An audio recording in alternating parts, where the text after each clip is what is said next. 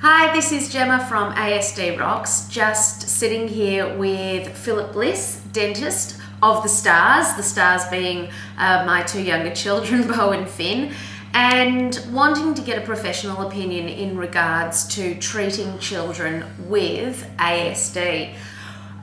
What is the real difference between kids' toothpaste and adult toothpaste? Okay. So most toothpastes are made to a certain standard. Adult children, the main difference between adult toothpastes and children's toothpastes is actually the flavouring.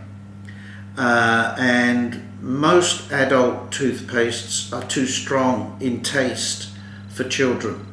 And that's the main difference, the main subtle difference. Most toothpastes have fluoride in them.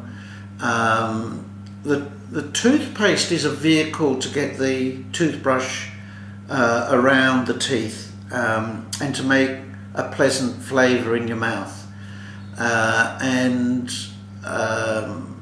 By introducing adult toothpaste at an early stage can be very off-putting for children because a lot of the mints are just too strong. So if toothpaste is really a vehicle to get that toothbrush around that mouth, if you have a child with a specific, for example, ASD children become very systematic. Yep. And they won't want to move on, if they continue using a children's toothpaste for the rest of their life, there's no problem with that? Heavens no. No? Absolutely. And what about if you have a child who has a particular oral sensitivity to textures? What about just using the toothbrush and water? It's still better than nothing, or? Look, the effectiveness of cleaning your teeth is much more dependent on the toothbrush than the toothpaste. So just using a toothbrush and water is fine. Having a toothpaste there of some description, and you can really get some very bland toothpastes. It just breaks down the surface tension on the teeth to be able to clean away the plaque, the film that contains the sugars and the materials that can damage the teeth and the gum. Did you see they made those finger and you could just do that? They use it for dogs as well. If you have a child that is specifically sensitive to textures, toothpastes, not the toothbrush, could you get away with that sort of thing as well? Absolutely. Look, anything that gets in that the patient will agree to and not be put off by, go for it. Fantastic. And that's really the bottom line. You'll see a lot of advertising stuff that this is 8 times better than that one and blah blah blah. You've got to be able to get it in the patient's mouth. And if you can't get it in the patient's mouth, you may as well leave it in the tube and not use it.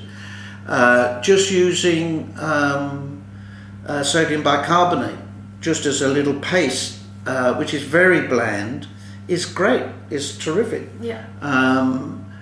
And doing it with your finger actually has 2 benefits. One is that, and I often recommend this to adult patients when they have gum problems, that by putting toothpaste on your finger and massaging it around the sort of neck of the teeth all the way round, you can actually feel where you're getting to.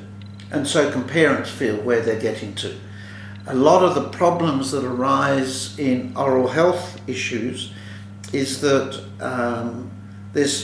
nearly everybody has an area that they always miss because you're distant. You've got a toothbrush that gives you that awareness.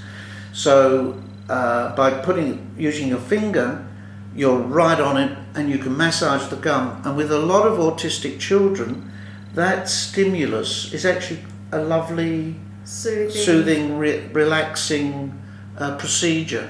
So it has 2 benefits.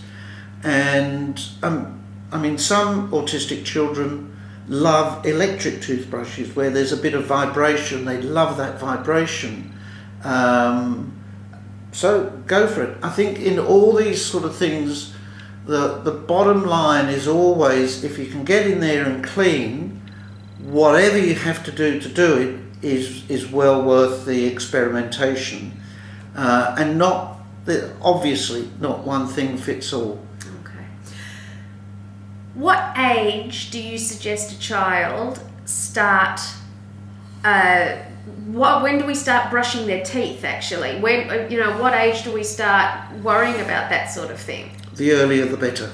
So the sooner you get children into a habit, the better. Two teeth? Absolutely, absolutely. If children know that in the morning and at night before they go to bed there's a ritual that they have to go through, the earlier that's burned in, that this is what happens, the earlier the better. So as soon as teeth appear, and it's amazing how that becomes in their own way a ritual. Now they may use that at odd times to delay going to bed. I haven't cleaned my teeth, so you have to get up. But someone's got children. Absolutely, but you can sort of travel with that. That's great. If it's left too long and they're too old, it just becomes more difficult. And it's the same going to the dentist. I always have recommended parents to bring their children along, and what we've always done is to let them play with some toys in the corner of the surgery. They see that mum and dad survive. At the end of the appointment, we get them to sit on mum or dad's knees.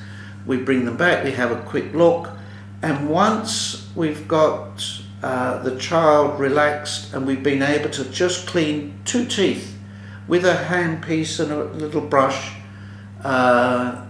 once we've been able to do that, 95% of the time they are then set for life. It's all comes down to trust, and for the child to know that they're in a safe environment, and of course lying on mum or dad's chest, you can't get any more safe than that. But very often the next time in, or it might take 3 visits, they come in and they want to be on their own and have it done without mum or dad there. That is by far the biggest secret to successful future dentistry. Even when they have a perfect mouth and they've got a perfect diet, you never know when they might fall over and need emergency treatment. If that treatment is the first experience that they get, it's a problem. It's a real problem. If they've been coming for a year or 2 and they know the environment, they know the nurses in the different uniforms, they've sat on the chair already, it's a big deal. And I remember right at the very beginning bringing my children to you and them just going for a ride on the chair, not even... And you. And me, I know. Philip has been my dentist since I was born, literally. So it was easy for me to ask and request for my children to come in. But I do believe that most dentists, especially if you do explain the situation, will be happy to have the child just come in and take a ride on a chair. Absolutely. Because they also want to set up a future success. Absolutely, without question.